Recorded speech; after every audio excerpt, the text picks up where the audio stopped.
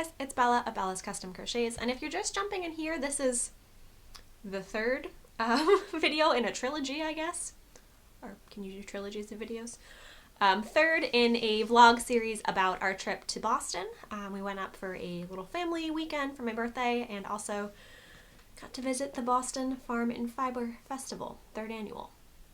So we were in Boston for the weekend. We went up Friday and then the festival was on Sunday, so we did some stuff. There's a vlog of the first 2 days of our Boston adventures, and then the second vlog is all of the Fiber Fest, and this is just going to be a little wrap up as far as my haul and overall thoughts, I guess. That was an awkward scoot, sorry. But yeah, this is our first time doing a kind of travel vlog like this, so if this is something that you liked, you can definitely subscribe to the channel, give this video a like, and let me know what you think, because we do have stitches coming up in Hartford, hoping to maybe go to the Fiber Fest in New Hampshire and Vermont this year. Also, the Connecticut one is coming up in April, I think.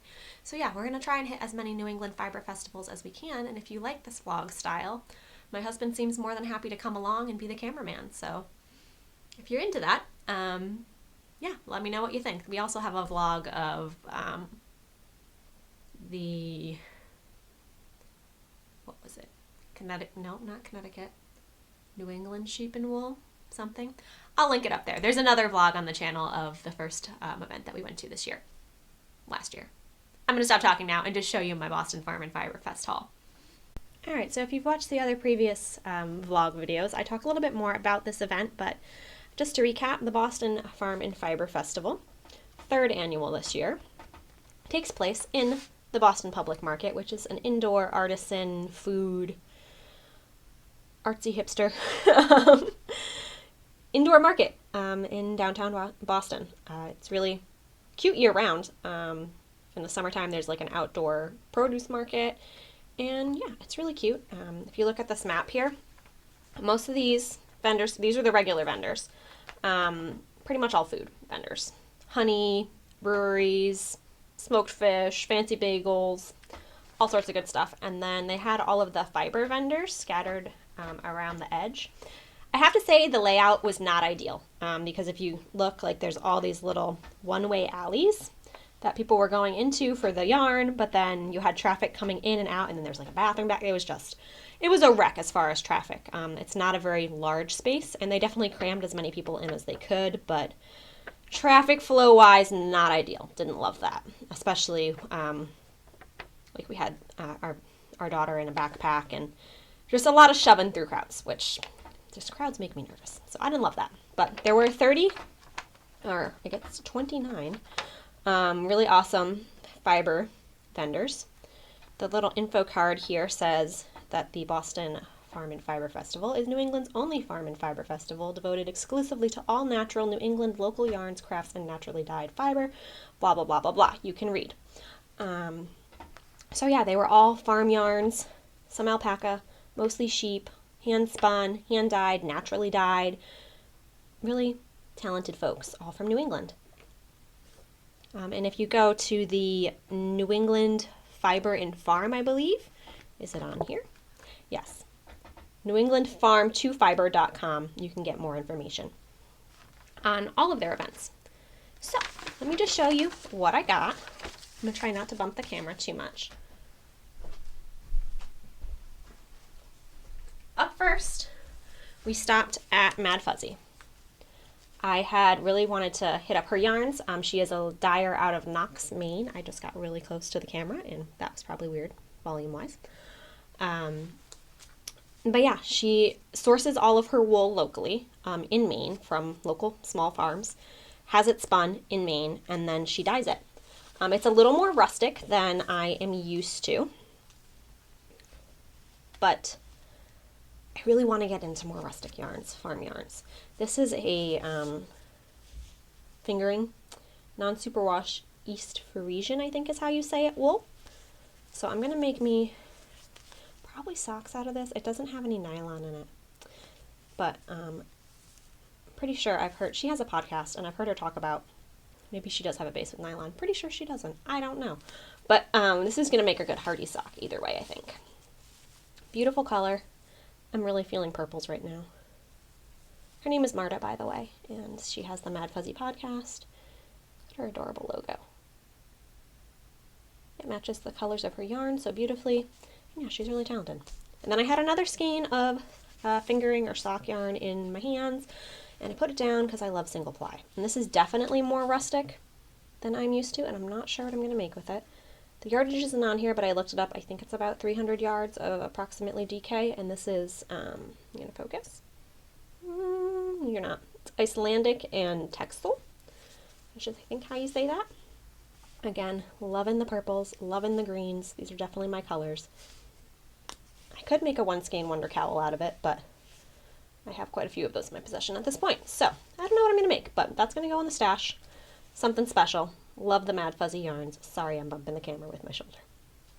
So I wanted to make sure we hit her booth first because I really wanted some of this, and I'm very happy with these purchases. Then I also had been carefully following, I believe it's Christa Jackal. I'm not sure how you say her last name, but she makes block prints, project bags, notion bags, etc. And I had seen this one on her Instagram, and I was just loving it, and I got there, and I was like, where's the one with the exclamation point? And it's a little sheep, and he's saying whatever it is you want him to say, and he's just happy about it, and I love it. I don't love the pink zipper, just because I don't really like pink, but this was the last one she had left, so I had to get it. Then it's got a cute little lining in her tag, and then the zipper pull is this sweet little 1-inch ruler, which is kind of adorable. And you know that I love me some block prints, so this is another block printer and stickers, adding them to my laptop, as you do. So that's Christa Jackal. If I'm saying your name wrong, I apologize. Your stuff is beautiful.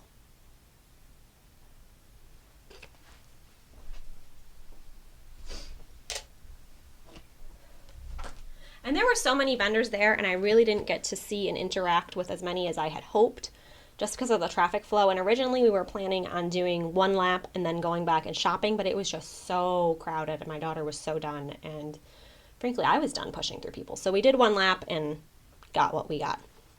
But one of the things that they had in kind of a back corner was Blue Heron Farm was doing a kind of a demonstration, I guess. They had a table covered in wool roving, I think is what you call it, roving. And we're doing some needle felting. I always want to call it punch needle because you're like punching with a needle. That's a different craft entirely. Needle felting. So they're out of Vermont.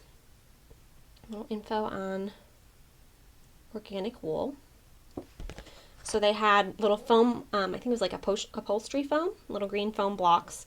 And then you use this needle that's a little bit longer than a yarn needle and a lot sharper. And you just take your roving and you stab. And it attaches your roving onto, it felts it onto this piece of wool. So they just had little scraps, and they had like cookie cutters that you could use for shapes. I was trying to make a sheep, but toddler was losing interest in standing still. So I'm going to grab, I have some upholstery foam in my basement, and I definitely have sharp objects. So I'm going to try and felt this a little bit better, because he's looking a little cloud-like. But I would like to felt him down a little more and maybe frame him. The babe is eating pretzels in the background, so if you hear any babe noise, 'tis a babe. So hopefully going to felt this down a little bit more and add him to my little gallery wall, because I think he's kind of sweet. Can you tell he's a sheep? It's like a little cotton candy sheep. I like him. So that was Blue Heron.